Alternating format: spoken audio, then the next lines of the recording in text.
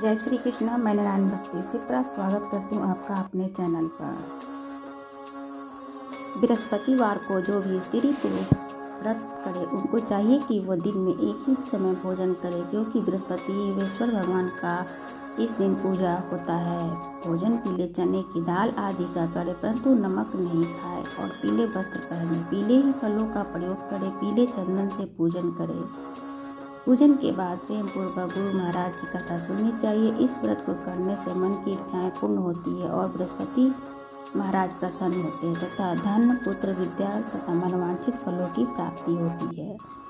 परिवार को सुख शांति मिलती है, इसलिए यह व्रत सर्वश्रेष्ठ है, अति फलदायक है, सभी स्त्री और पुरुषों के लिए है। इस व्रत में केले का पूजन करना चाहिए। कथा और पूजन के समय तन, मन, कर्म से, वचन से शुद्ध होकर जो बृहस्पति देव की प्रार्थना करनी चाहिए। इनकी इच्छा से बृहस्पति देव अवश्य पूर्ण करते हैं, ऐसा मन में दृढ़ विश्वास रखना चाहिए। भारतवर्ष में एक राजा राज करता था, बड़ा ही प्राप्ति और दानी था। वह नित्य गरीबों और ब्राह्मणों की सहायता करता था। एक दिन उसकी रानी को अच्छी नहीं लगती थी। वह न गरीबों को दान देती और न ही भगवान का पूजन करती थी और राजा को भी दान देने से मना किया करती थी। एक दिन राजा शिकार खेलने वन में गए हुए थे तो रानी महल में अकेली थी। उसी समय बृहस्पति देव साधु का वेश धारण कर भिक्षा मांगने के लिए महल में आ पहुंचे और भिक्षा मांगी तो रानी ने भिक्षा देने से इनकार कर दिया और कहा कि हे साधु महाराज, मैं तो दान पुण्य से तंग आ गई हूँ। मेरा पति सारा धन लुटाता रहता है। मेरी इच्छा है कि सारा धन नष्ट हो जाए, फिर न रहेगा बांस और न बजेगी बांसुरी। साधु ने कहा कि देवी, तुम तो बड़ी विचित्र हो। धन और संतान तो सभी चाहते हैं, परंतु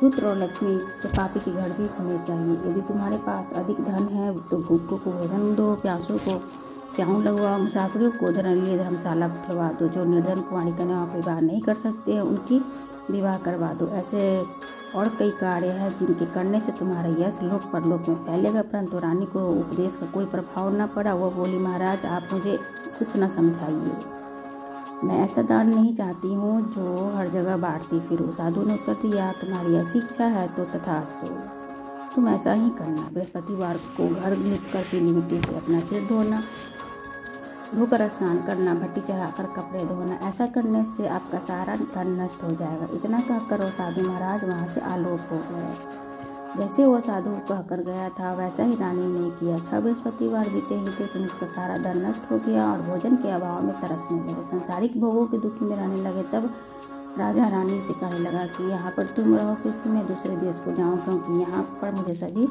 मनुष्य जानते हैं, इसलिए कोई कार्य भी नहीं कर सकता। देश छोड़ी प्रदेश भी बराबर होती है। ऐसा कहकर राजा प्रदेश चला गया और वह जंगल को जाता और लकड़ी काट कर लाता और शहर में बेचता। इस तरीके से जीवन व्यतीत करने लगा। एक दिन दुखी होकर जंगल में एक पेड़ के नीचे आसन जमा कर बैठ गया और वह अपनी दशा को याद करने लगा, व्याकुल होने लगा। बृहस्पतिवार का दिन था। एकाकर उसने देखा कि निर्जल वन में एक साधु प्रकट हुए और साधु के वेश में स्वयं बृहस्पति देवता ही थे। लकाड़े के सामने आकर बोले, हे लकाड़े, इस सुनसान जंगल में तू किस चिंता में मगन बैठा है? लकाड़े ने दोनों हाथ जोड़कर प्रणाम किया और उत्तर दिया, महात्मा जी, आप सब कुछ जानने वाले हैं, मैं क्या कहूँ? यह कहकर रोने लगा और साधु को आत्मकथा सुनाई। महात्मा जी ने कहा कि तुम्हारी स्त्री बृहस्पति देव जी का निरादर किया है, जिसके कारण रुष्ट हो गए हैं, तुम्हारी ये दशा कर दी है। अब तुम चिंता मत करो। अब चिंता को दूर करके मेरे कहने के अनुसार चलो तो तुम्हारा सारा कष्ट दूर हो जाएगा। भगवान पहले से भी अधिक संपत्ति देंगे। तुम बृहस्पतिवार के दिन कथा किया करो। 2 पैसे के चने और मक्का मंगवाकर उसका प्रसाद बनाओ। शुद्ध जल लोटे में डालकर शक्कर मिलाकर अमृत तैयार करो। कथा के पश्चाताप अपने सारे परिवार में को सुनने वाले प्रेमियों को अमृत व प्रसाद बांट कर भी ग्रहण किया करो। ऐसा करने से भगवान तुम्हारी सभी मनोकामनाएं पूर्ण करेंगे। साधु के ऐसे कहने पर लकहारा बोला कि प्रभु, मुझे लकड़ी बेचकर इतना पैसा नहीं मिलता जिससे भोजन करने के उपरांत कुछ बचा सकूं। मैंने रात्रि में अपनी स्त्री को व्याकुल देखा है, मेरे पास कुछ भी नहीं है जिससे उसकी खबर मांग सकूं। साधु ने कहा कि लकहारे, तुम किसी बात की चिंता मत करो। बृहस्पतिवार के दिन तुम रोजाना की तरह लकड़ियाँ लेकर शहर को जाओ। तुमको रोजाना से दुगुना धन प्राप्त होगा। भली भांति भोजन भी कर लोगे और बृहस्पति देव के पूजन के समान भी आ जाएगा। इतना कहकर साधु अंतर्ध्यान हो गए। धीरे धीरे समय व्यतीत होने लगा। फिर कि वही बृहस्पतिवार का दिन आया। लकहारा जंगल से लकड़ी काट कर किसी भी शहर में बेचने गया। उसको दिन से अधिक धन पैसा मिला। राजा ने चना गुड़ आदि लाकर गुरुवार का दिन को पूजन किया, बृहस्पतिवार का व्रत रखा।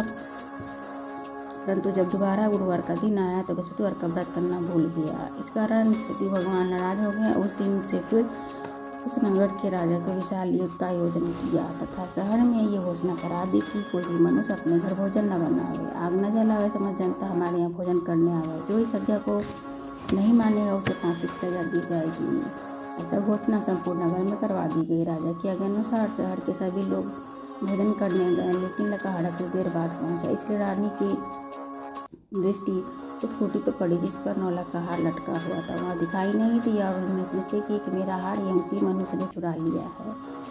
उसी समय पुलिस को बुलवाकर उसको जेल में डलवा दिया। जब लकहारा जेल में पड़ गया तब तो सोचने लगा कि विचार करने के न जाने किस पूर्व जन्म के ये दुख हैं प्राप्त हुए हैं। उसी साधु को याद करने लगा जो कि जंगल में मिला था। उसी समय तत्काल बृहस्पति देव साधु रूप में प्रकट हुए और उसकी दशा को देखकर कहने लगे, अरे मूर्ख, तूने बृहस्पतिवार की कथा नहीं कही, इस कारण तुझे दुख प्राप्त हुआ है। अब चिंता मत करो, बृहस्पतिवार के दिन जेल खाने के दरवाजे पर 4 पैसे पड़े मिलेंगे, उसने तो बृहस्पतिवार की पूजन करना, तेरे सभी कष्ट दूर हो जाएंगे। बृहस्पतिवार के रोज उसे 4 पैसे पड़ेंगे। लकहारे ने कथा कही। उसी रात्रि में बृहस्पति देव ने नगर के राजा को स्वप्न कहा कि राजा, तूने इस आदमी को जेल में बंद किया, वो निर्दोष है, वो राजा, उसे छोड़ देना। रानी का हार उसी खूंटी पर लटका हुआ है। अगर तू ऐसा नहीं करेगा तो मेरा सारा राजपाट तेरा नष्ट कर दूंगा। इस तरीके से रात्रि में स्वप्न कर देखकर राजा प्रातःकाल उठा और खूंटी पर हार देखकर लकहारे को बुलाकर क्षमा मांगता। लकहारे को योग आभूषण देकर उसको विदाई किया। बृहस्पतिवार की आज्ञा अनुसार लकहारा अपने नगर को चल दिया। राजा जब अपने नगर पहुंचा तो देखा कि पहले से ज़्यादा अधिक बाग, तालाब आदि कुएं तथा धर्मशालाएं, मंदिर आदि बन गए। राजा ने पूछा कि ऐसा किसका है।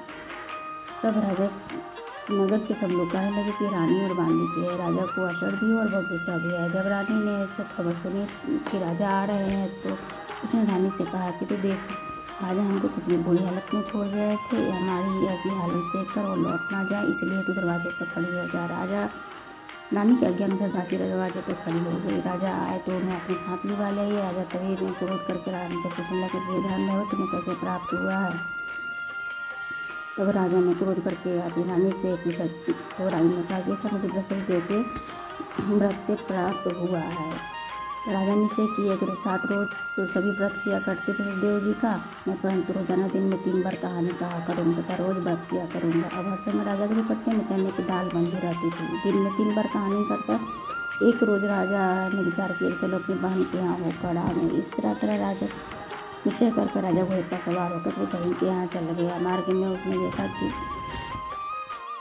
कुछ आदमी एक मुर्दे को लिए जा रहे हैं और रोक कर राजा कहने लगा कि भाइयों, मेरी बृहस्पति द्वार की कहानी सुन लो। तो वे बोले, लो हमारा तो आदमी मरा है, इसको अपनी कथा की पड़ी है।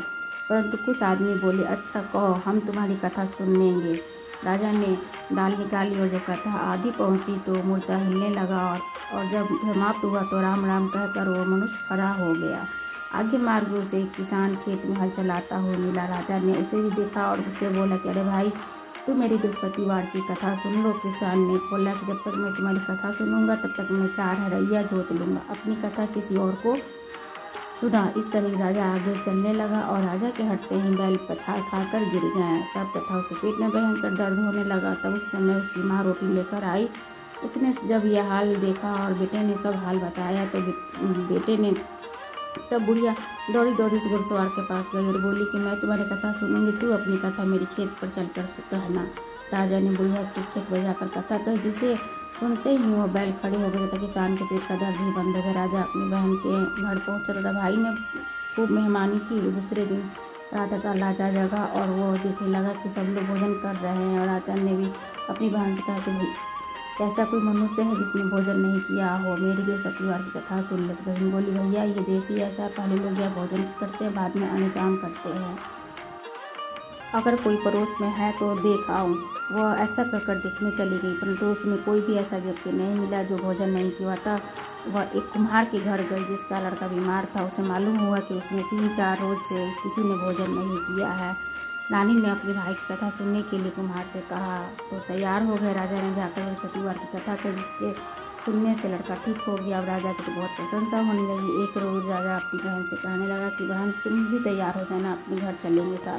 तो बहन ने अपनी सास से कहा तो सास ने कहा कि हाँ तू चली जा, परंतु बालक को न ले जाना, कि लड़कों को मत ले जाना, क्योंकि तेरे भाई की कोई औलाद नहीं है। बहन ने कहा कि भैया मैं तो चलूँगी लेकिन बालक नहीं चलेंगे। तो भाई ने कहा कि जब बालक नहीं चलेंगे तो तुम चलकर क्या करोगी। बड़े दुखी मन से राजा अपने नगर लौट आया और राजा ने अपनी रानी से कहा कि हमने वंशी ये हमारा मुँह देखने का धर्म नहीं और कुछ भोजन आदि न किया। और रानी से बोली कि हे प्रभु, बृहस्पति देव ने हमें सब कुछ दिया है, हमें औलाद भी अवश्य देंगे। उसी रात बृहस्पतिवार जी ने राजा के स्वप्न में कहा कि राजा उठ सभी सोच को त्याग देते ही रानी गर्भ से। राजा की ये बात सुनकर बड़ी प्रसन्नता हुई और खुशी हुई और 9वें महीने बाद उसके गर्भ से एक सुंदर पुत्र पैदा हुआ। तब राजा बोला कि रानी, स्त्री बिना भोजन के रह सकती है, किंतु बिना बात की नहीं रह सकती है। मेरी बहन आवे जब तब उसे कुछ मत कहना। रानी ने सुनकर हाँ कह दिया। राजा जब बहन के शुभ समाचार सुनकर आई तो बहुत खुश हुई तथा बधाई भी लेकर आई। भैया के यहाँ आई तभी भाभी ने कहा कि घोड़ा चढ़कर तो नहीं आई, गद्दा चढ़ी आई। राजा की बहन बोली, भाभी मैं इस प्रकार नहीं कहती तो तुम्हें औलाद कैसे मिलती। बृहस्पति देव ऐसे ही हैं, जैसी जिसके मन में जैसी कामनाएं होती हैं वैसे बृहस्पति देव महाराज सब पूर्ण करते हैं। अन्नपूर्णा बृहस्पतिवार का व्रत करता है, उन कथा पढ़ता है तो सुनाता है, उसे दूसरे को सुनाते हैं। बृहस्पति देव उसकी सभी मनोकामनाएं पूर्ण करते हैं। भगवान बृहस्पति देव उससे जो रक्षा कर संसार में जो मनुष्य सदौरा से भगवान जी का पूजन करते हैं, व्रत करते हैं, उनके सच्चे हृदय से करते हैं, उनकी सभी मनोकामनाएं पूर्ण करते हैं। जैसी भावना से रानी और राजा ने उनकी कथा का गुणगान किया तो उनकी सभी इच्छाएं बृहस्पति देव जी ने पूर्ण की थी। इसलिए पूर्ण कथा सुनने के बाद प्रसाद लेकर जाना चाहिए, हृदय से उनका मनन करते हुए जय जयकार बोलना चाहिए। विष्णु भगवान की जय। बृहस्पति देव की दूसरी कथा है। ब्राह्मण था, बहुत ही निर्धन था, उसकी कोई संतान नहीं थी। उसकी स्त्री बहुत ही मलिनता के साथ रहती थी, वो स्नान न करती, किसी देवता आदि का पूजन न करती। से ब्राह्मण देवता बड़े दुखी रहते थे, बेचारे बहुत कुछ कहा करते थे, परंतु उसे कोई परिणाम नहीं निकलता था। भगवान की कृपा से ब्राह्मण की स्त्री के कन्या रूपी रत्न पैदा हुई। कन्या बड़ी होने लगी, प्रातःकाल स्नान करके विष्णु भगवान का जाप करती, बृहस्पतिवार का व्रत करने लगी। अपने पूजन पाठ को समाप्त करके स्कूल जाती तो मिट्टी में जौ भर ले जाती और पाठशाला के मार्ग में डाल जाती। तब वो जौ स्वर्ण को जाती, लौटते समय बीन लाती, घर को ले आती। एक दिन उसके बालिका ने सूप में साफ कर रही थी तो उसके पिता ने देखा और बोला कि हे बेटी, सोने के जौ को पटकने के लिए सोने का सूप होना चाहिए।